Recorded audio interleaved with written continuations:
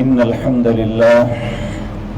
نحمده ونصلي على رسوله الكريم أما بعد أعوذ بالله السميع العليم من الشيطان الرجيم بسم الله الرحمن الرحيم الله يتوفى الأنفس حين موتها والتي لم تمت في منامها فيمسك التي قضى عليها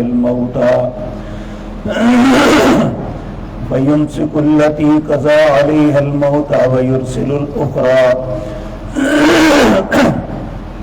إلى أجل مسمى إن في ذلك لآيات لقوم يتفكرون أم اتخذوا من دون الله شفعاء قل أولو كانوا لا يملكون شيئا ولا يعقلون قل لله الشفاعة جميعا له ملك السماوات والأرض ثم إليه ترجعون وإذا ذكر الله وحده اشمأزت قلوب الذين لا يؤمنون بالآخرة وَإِذَا ذُكِرَ الَّذِينَ مِن دُونِهِ إِذَا هُمْ يَسْتَبْشِرُونَ قُلِ اللَّهُمَّ فَاطِرَ السَّمَاوَاتِ وَالْأَرْضِ عَالِمَ الْغَيْبِ وَالشَّهَادَةِ أَنْتَ تَحْكُمُ بَيْنَ عِبَادِكَ فِيمَا كَانُوا فِيهِ يَخْتَلِفُونَ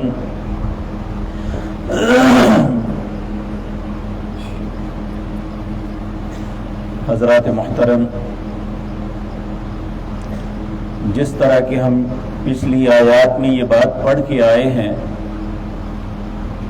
کہ اللہ رب العزت قرآن عزیز کے اندر انسان کے لیے بہت سی مثالیں بیان کرتے ہیں، ان مثالوں میں ایک خوبصورت مثال اللہ کی توحید، اس کی قوت، اس کی قدرت کی یہ ہے کہ اللہ یتوفی الانفس حین موتها، اللہ رب العزت فوت کرتا ہے جب کسی کی موت کا وقت آتا ہے، یعنی اس کی روح کو قبض کرتا ہے۔ سورۃ واقعہ کے اندر ہم یہ بات پڑھتے ہیں، اللہ رب العزت فرماتے ہیں فَلَوْلَا إِن كُنتُمْ غَيْرَ مَدِينِينَ تَرْجِعُونَهَا إِن كُنتُمْ صَادِقِينَ، اگر تم سمجھتے ہو کہ تمہارے اوپر کوئی طاقت نہیں ہے، کوئی تمہارے اوپر ایسے تم کسی کے زیر نگی نہیں ہو، تو میں اس کی جان نکالنے لگا ہوں، واپس پلٹا کے دکھا دو۔ تو یہاں اللہ رب العزت فرماتے ہیں وہ میں کرتا ہوں،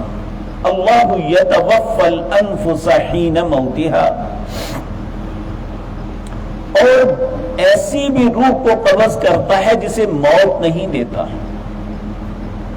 یعنی جس وقت انسان سوتا ہے اس وقت بھی اللہ اس کی روح کو واپس لیتے ہیں، لیکن مرنے والے کی روح کا قبض کرنا اور سوئے ہوئے کی روح کو قبض کرنے کا معاملہ مختلف ہے، کیونکہ مرنے والے کی روح کو کبھی لٹایا نہیں جائے گا، اور انسان جو سوتا ہے اس کی روح کو لٹا دیا جاتا ہے، پھر یہ اٹھتا ہے۔ اس کی مثال نبی کریم صلی اللہ علیہ وسلم ایک مرتبہ ایک غزوے پہ تشریف لے گئے، تو واپس سفر کے اندر تھکے ہوئے رات کو سو گئے، دن کو سورج طلوع ہو گیا، کسی کو جاگ نہ آئی، تو نبی کریم صلی اللہ علیہ وسلم نے فرمایا جس اللہ نے ہماری روح کو روکا تھا اس نے اب چھوڑا ہے۔ بعض اوقات انسان سویا ہوا اگر اسے جاگ نہیں آتی تو حقیقتاً اسے اللہ نے اس کی روح کو نہیں چھوڑا، اور اگر اللہ چھوڑ دیتے ہیں اور انسان اٹھ کے وقت پہ نماز پڑھ لیتا ہے اور اللہ کا ذکر کر لیتا ہے تو یہ اللہ کا اس پہ احسان ہے۔ نبی کریم صلی اللہ علیہ وسلم آپ جب آج صبح اٹھتے ہیں تو اللہ کی تعریف کرتے ہوئے یہ کہتے الحمدللہ الذی احیانا بعدما اماتنا والیہ النشور، تمام تعریفیں اس اللہ کے لیے ہیں احیانا جس نے مجھے دوبارہ زندگی بخشی، بعدما اماتنا مرنے کے بعد، یعنی نیند کو موت سے تشبیہ دی، وَإِلَيْهِ النُّشُورُ مجھے لوٹ کے اسی کے پاس جانا ہے۔ پھر ایک دوسری دعا بھی آپ پڑھتے ہیں، الحمدللہ الذی عافانی فی جسدی، تمام تعریفیں اس اللہ کے لیے ہیں جس نے میرے اس جسم کو عافیت دی، وَرَدَّ عَلَيَّ روحی میری روح کو واپس پلٹایا، وَأَذِنَ لِي بِذِكْرِي اور مجھے اپنے ذکر کی اجازت دے دی۔ یہ تین باتیں غور سے یاد رکھیں، روزانہ ہم اس بات پہ اللہ کی تعریف کرنی چاہیے، الحمدللہ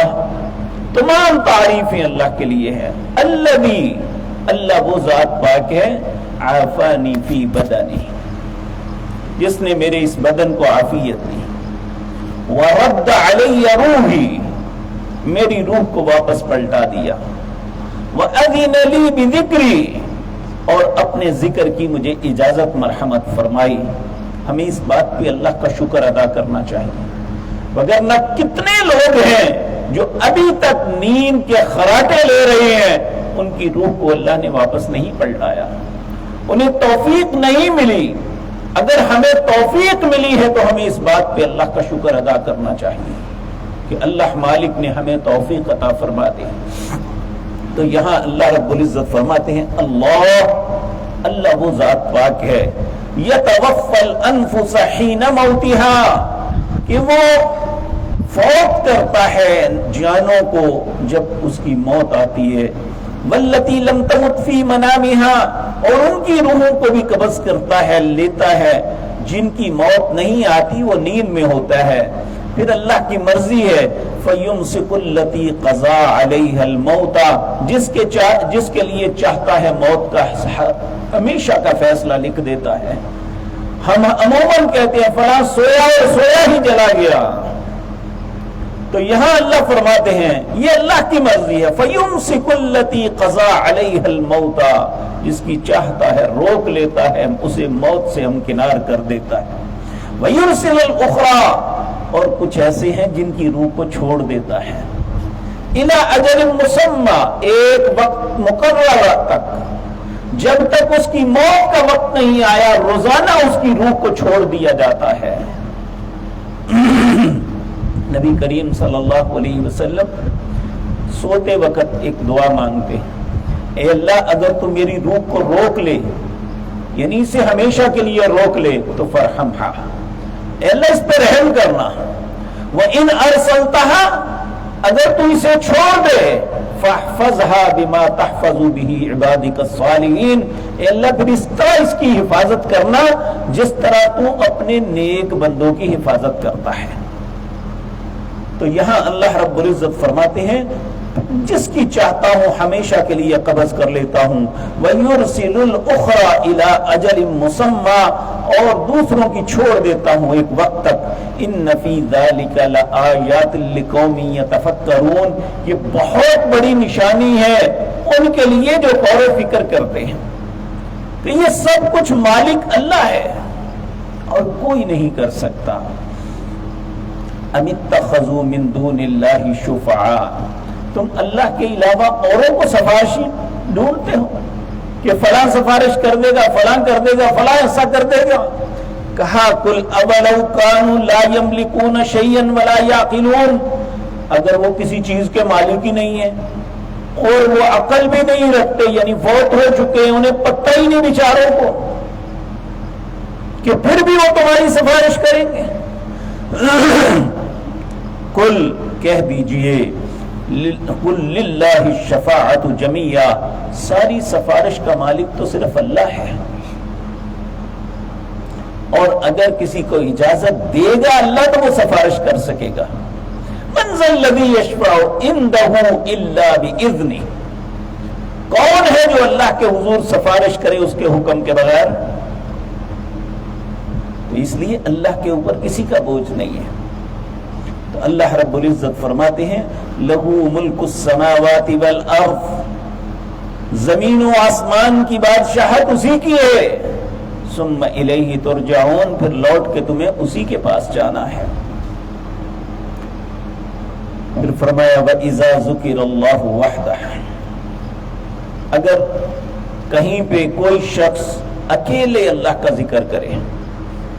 اشمعزت قلوب الذین لا یؤمنون بالآخرہ، جو اللہ اور آخرت پہ ایمان نہیں رکھتا اس کا دل تنگ پڑ جاتا ہے کہ صرف اللہ اللہ لائی ہے۔ یہ صرف کافر اور مشرک نہیں کرتے تھے، آج کے کئی نام نہاد مسلمان بھی کرتے ہیں، کیا صرف اللہ اللہ لگائی ہوئی ہے؟ اور بھی تو بے شمار ہے نا۔ اللہ کہتے ہیں وَإِذَا ذُكِرَ اللَّهُ وَحْدَهُ، جب اکیلے اللہ کا ذکر کیا جائے، اشمعزت قلوب الذین، ان کے دل تنگ پڑ جاتے ہیں، لا یؤمنون بالآخرہ، جو آخرت پہ ایمان نہیں رکھتے۔ وَإِذَا ذُكِرَ الَّذِينَ مِن دُونِهِ، جب اللہ کے علاوہ اوروں کا ذکر کریں تو اِذَا هُمْ يَسْتَبْشِرُونَ، پھر بڑے خوش ہوتے ہیں۔ بات تو اب پہ نہیں نا۔ قل، انہیں کہہ دیجئے، اللہم فاطر السماوات والارض، زمین و آسمان کا بنانے والا اللہ ہے، عالم الغیب والشہادہ، ہر غیب و حاضر کو جاننے والا بھی وہ ہے، انت تحکم بین عبادک فیما کانوا فیہ یختلفون، وہ تمہارے درمیان فیصلہ کرے گا جن باتوں میں تم اختلاف کرتے ہو۔ نبی کریم صلی اللہ علیہ وسلم جب تہجد کی نماز پڑھتے تو جس وقت ہم سبحانک اللہ یا اللہم باعد بینی پڑھتے ہیں نا، وہ نماز استفتاح الصلاۃ کی یہ دعا پڑھتے ہیں، اللہم رب جبرائیل ومیکائیل واسرافیل فاطر السماوات والارض عالم الغیب والشہادۃ انت تحکم بین عبادک فیما کانوا فیہ یختلفون اہدنی لما اختلف فیہ من الحق باذنک انک تہدی من تشاء الی صراط مستقیم۔ اللہ تو رب ہے، جبریل کا، میکائیل کا، اسرافیل کا، تو ہر غیب و حاضر کو جاننے والا ہے، تو قیامت کے دن فیصلہ کرے گا جن میں اختلاف کرتے ہیں۔ اے اللہ اہدنی لما اختلف فیہ، اے اللہ جن باتوں میں لوگوں کا اختلاف ہے تو میری رہنمائی کر، من الحق باذنی، حق کیا ہے اپنے حکم کے ساتھ میری رہنمائی فرما، انک تہدی من تشاء الی صراط مستقیم، تو جس کو چاہتا ہے سیدھے رستے پہ چلا دیتا ہے۔ تو یہ بات یاد رکھیں، آج بڑی چلاکی سے بڑے بڑے منہ کھلا کے لوگ باتیں کرتے ہیں کہ نہیں جی یہ نہیں اس طرح ہوگا، اس طرح نہیں اس طرح ہوگا۔ اللہ کہتا ہے میں قیامت کے دن تمہارے درمیان فیصلہ کروں گا۔ اللہ اکبر۔ اللہ فرماتے ہیں انت تحکم بین عبادک فیما کانوا فیہ یختلفون، جب اللہ فیصلہ کرے گا تو اس کے فیصلے پہ کسی کا فیصلہ نہیں آ سکتا۔ ہم جب قنوت وتر کرتے ہیں تو اس میں یہ لفظ پڑھتے ہیں فَإِنَّكَ تَقْضِي وَلَا يُقْضَى عَلَيْكَ، اے اللہ جب تیرا فیصلہ آئے تو تیرے فیصلے کے اوپر کسی کا فیصلہ نہیں آ سکتا۔ تو اللہ سے بہتر فیصلہ کرنے والا کوئی نہیں، اور اللہ کا فیصلہ توحید پہ آئے گا، جو اللہ کی وحدانیت پہ یقین رکھتے ہیں ان کے متعلق آئے گا۔ اللہ ہمیں اسی رستے پہ چلنے کی توفیق عطا فرمائے، اسی پہ زندہ رکھے اور اسی پہ موت نصیب فرمائے۔ اقول قولی ھذا واستغفر اللہ لی ولکم۔